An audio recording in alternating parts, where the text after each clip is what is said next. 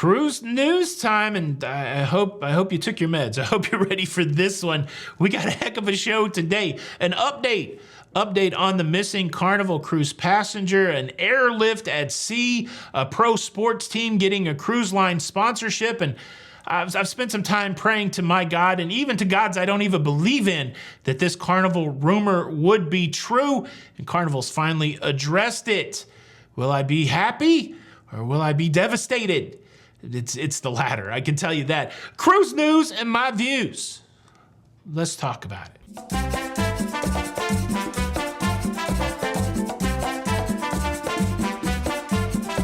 Hey, what's up, everybody? Welcome to La Lido Loca. I'm your host, Tony, here with the latest cruise news and views for your face. And look, it's like I said, it's going to be a wild ride today. We're going to start out serious.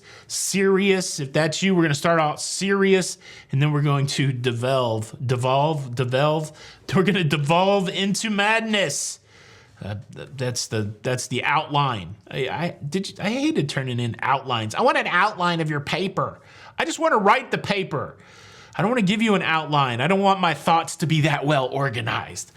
Much like today's show. Cruise news story number one, the family of missing Carnival cruise passenger Kevin McGrath is speaking out. It's crazy. We're coming up on 3 days of this gentleman being missing and 3 days of nobody knowing exactly what happened to him. I was every 5 minutes last night, I was banging into Google Cruise News. I was waiting for some article to say that they knew what happened to this guy, and they don't know what happened to this guy. The only thing that's changed is his family is speaking out, and the information that they're giving is kind of tripping me out also. What we had yesterday was that he was seen around his cabin around 2 a.m. I'm assuming the surveillance that saw him around his cabin were probably like corridor surveillance. Then his cabin mate said that he saw Kevin around 7 a.m., but then they didn't see him after that. And upon hearing that, I thought, okay, well, there's just one other person that knows about this guy on the cruise ship, and therefore, it took this one other person some period of time to sound the alarm that he was missing. No, that's not the story at all. Kevin was a part of a family group cruise to celebrate his father's 60th birthday, and he was with a party of 40 people. I saw an interview with his sister yesterday who said that she was very upset because she doesn't feel like she's getting any information from Carnival, and that she noticed that Kevin was missing when he did not show up for the group breakfast for disembarkation on disembarkation day. That's it. There's no other updates. The family's like, where's he at? Carnival's already put out their statement that they've searched the cruise ship, that they got cleared by the local authorities to keep sailing. The Coast Guard was involved. The local law enforcement was involved. And everybody's like, I don't know where the dude's at. He's got to be somewhere. Of course, the family is distraught and worried, but I don't really know where this story goes from here. What do you think about this one? Leave a comment below. Now, before we get to cruise news story number two, let me take a moment to thank the sponsor of today's episode.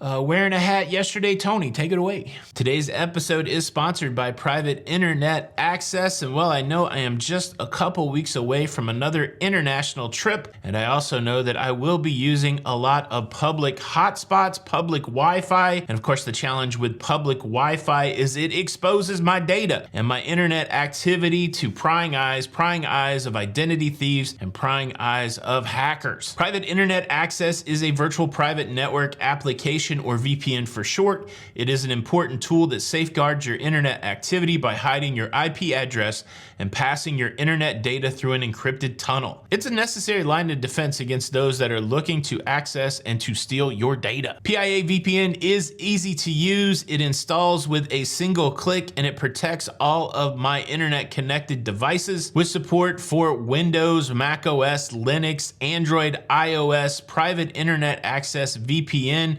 covers all of my devices for one low subscription price. Another benefit of PIA VPN is it allows me to access entertainment that is only available in the US. I've been watching the older episodes of Pawn Stars.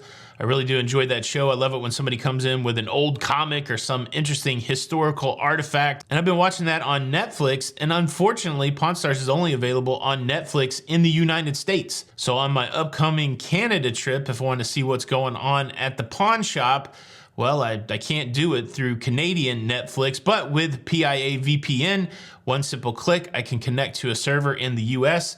and watch my Pawn Stars. Private Internet Access VPN is the world's most transparent VPN provider. They never store or record your data. They have 24/7 support, and they allow you to try the service risk-free with a 30-day money-back guarantee. Now, you can try private internet access for yourself at a discounted rate. Click the link in my description to save 83% off of private internet access. That's just $2.03 a month, and you get 4 extra months completely free. Super important to protect your identity and your data when traveling abroad. Thank you so much, Private Internet Access, for sponsoring today's show. Cruise news story number 2 is about a medical evacuation off of the Carnival Legend, about 200 miles off the coast of Cape Cod. The passenger that was airlifted was suffering from severe abdominal issues. Helicopter came in and removed her from the cruise ship. Initially, the reason I included this story is because it happened near Cape Cod, and I wanted to do some sort of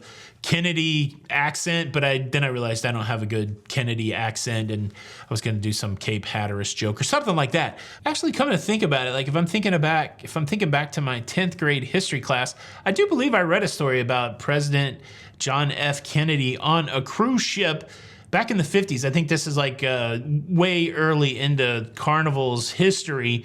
President Kennedy was on the Lido, like many of us are, waiting for the cruise director to show up to host a sail-away party. And like many of us, he didn't, what I heard is he didn't like the aggressive upsailing, right? Like somebody's coming by, like, do you want to buy specialty dining? Somebody's coming by, do you want a massage in the spa? Somebody's coming by, do you want the drink of the day?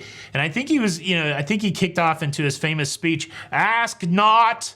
No, actually, I don't think that's what happened. I think he got irritated. From what I remember reading in my history book, I think he actually maybe put hands on, one of the employees there and said, "Look, I don't want one of these plastic whale tails with the fun drink in it. I don't want your drink of the day. I could use that about as much as I could use a hole in the head." And is that too soon? I don't know. Mr. Lincoln, what do you think about the play? All right, that's your history lesson for today. Let's go. Cruise news story number 3. We have a pro football team down in Miami partnering with a cruise line for sports sponsorship. And we're talking about the Miami Dolphins, the only NFL team to have a completely undefeated season.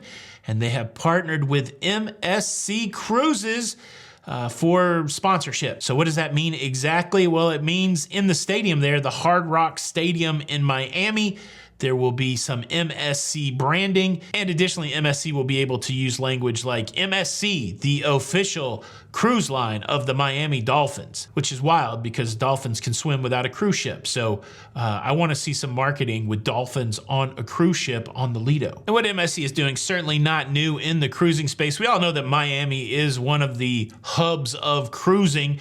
Many of these cruise lines are headquartered in Miami, and many of these cruise lines have sponsored sports teams. Royal Caribbean International sponsors the Miami Inter Football Club, which got a bolster in its visibility when world football superstar Lionel Messi became a player there. And Carnival Cruise Line also sponsors a sports team in Miami, the Miami Heat. So we've got basketball and football and another football represented. MSC also sponsors Formula One. It's interesting. I'd love to see the data behind this. I don't know how they track how much business they garner from these sports sponsorships. I just wonder at the end of the day, how many people watching a Miami Dolphins football game, they see a splash of MSC cruises. I wonder if that's going to equal a cruise booking. It's also interesting when you juxtapose this idea of sports sponsorship, the amount of money spent on sports sponsorship, you juxtapose that with the idea that for some reason, to make up for expenditures that the cruise line has, they're increasing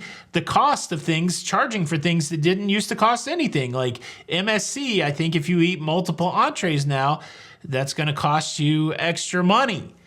But they got money for this. Look, of course, corporations work that way. You got a bucket of money for marketing. It's different than your operational bucket. And so it's really not a fair comparison to say, because marketing spends their money this way, then, we should scrutinize what operations doing to save operating costs. But the optics of the thing, right? The optics of the thing. Customers are getting nickeled and dimed on all of those cruise lines that I mentioned, yet they're able to slap their logo at a sports arena. We don't want that. We just want cheap cruises, right? It's not the way the world works, but the irony is there. Now, my favorite sports team is the Nashville Predators, and so if I was going to choose a cruise line to sponsor the Nashville Predators, I think that I would choose Virgin Voyages. Virgin Voyages, official sponsor of the Nashville Predators. And simply, that's because I believe the Nashville Predators is the coolest sports team, and I think that Virgin Voyages might be the coolest cruise line. And of course, you have to have a cool cruise line to go with ice hockey because of ice is cool. Get it? All right, for the next cruise news story, I thought I would just sing the news. How about that? Would you like me to sing the news? I know some of you wouldn't, but I'm gonna do it anyways for your face. All right, test 1, 2. You got me? You got me on the, can you hear me? I can hear you good in the monitor. Okay, here we go. Well, I heard the news just the other day. There ain't gonna be no room at the Sail Away. Creek Cruise is sold out. There ain't no more cabins. That's right, the Creed cruise has sold out. It's not necessarily a Creed only cruise, it's like a 90s cruise. This is set to take place April the 27th, May the 1st, 2024, Port Canaveral to Nassau. What an exciting itinerary that is on the Norwegian Pearl, but this lineup is crazy. Creed, a special guest, Daughtry, I'm coming home to the place where I belong. I think that's my favorite Daughtry song. Was that even in the 90s? I thought that was in the 2000s American Idol. Buck Cherry, Tonic, Dishwalla is gonna be on this thing, I'm pretty sure, which I think is a great band. I think this would have been a great cruise, and for whoever was able to snag a cabin, congrats. Give us a report off of the Creed cruise. Oh, I'm just looking at the advertisement again. Summer of 99 and beyond. I'm pretty sure that's how Daughtry is part of it. The and beyond. They probably just had to add that and beyond so that they could, once Daughtry said yes. Now, let's put all them shenanigans behind us and talk about something more serious. I want to talk about rumors, first and foremost. There are some rumors that I really wish were true, including the one in today's cruise news story. Rumor number 1, I had heard that maybe the Enchilito was coming back to Taco Bell. That would be a glorious day. I don't think that rumor is true. Number 2, I also heard that Bobcat Goldthwait was possibly going to make a sequel to Shakes the Clown. There's nothing better in cinema than that opening scene of Bobcat Goldthwait in full clown makeup waking up after a one-night stand with Carol Brady, Florence Henderson, Miss Wesson Oil herself. That rumor, unfortunately, is not true. And well, I'll just do the cruise news story, but this rumor turned out not to be true. The rumor was this, that starting November the 1st, the Carnival Cruise Line, in an effort to save money, would stop putting these wretched towel animals in the cruise cabin. A very reliable source had told a guest, reliable source in that a room steward had told a guest, and this guest had scurried to social media and posted it, and it got so much traction that the bigwigs over at Carnival had to address it, and of course they addressed it through their corporate mouthpiece, John Heald, brand ambassador, fun guy all around. He came out and said, "Are you crazy?" And he said it in a British accent because he's a British dude and he's got a great accent. He said, "Are you crazy? We've been doing towel animals for 52 years. We're not going to get rid of the towel animals." And look, I don't want any more trouble with PETA, the PETTA, People for the Ethical Treatment of Towel Animals. I don't want any more trouble from those. Those people are radicalized. They will I don't want any more trouble from PETA. How do you say PETTA? PETA. It's not true. It's not true. I took a picture of myself making an obscene hand gesture at a towel animal, and it's not appropriate to show here. I kind of take pictures like this and then text them to my wife, and she thought it was hilarious. She was even in the room when I took the picture, but then I texted to her anyways for a double laugh. But I don't like them. I don't like towel animals. I don't like towel animals on Carnival. I don't like chocolate melting cake on Carnival, and I don't like the showtime. And let me tell you what, the first time that we went to the main dining room on this last last Carnival cruise. The moment that we sat down, I heard it over the loudspeaker. It's showtime.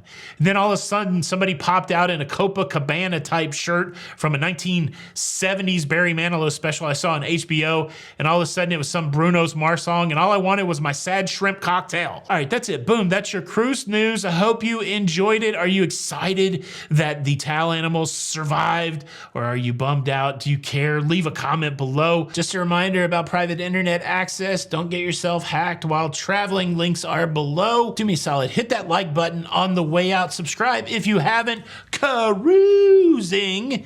That's for you jazz hand lovers. This is Tony for La Lido Loca. And until the next time, we'll see you on the Lido.